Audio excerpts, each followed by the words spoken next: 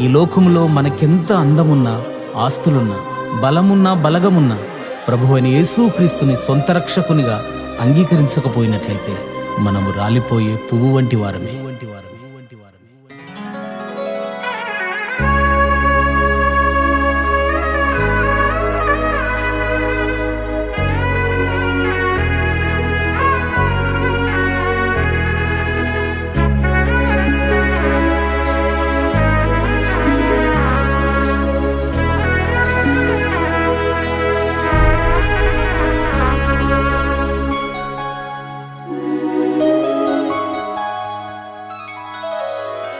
రాలిపోయే పువ్వుకు ఎందుకిన్ని రంగులో, విడిచి వెళ్ళే గూడుకు ఎందుకిన్ని హంగులో.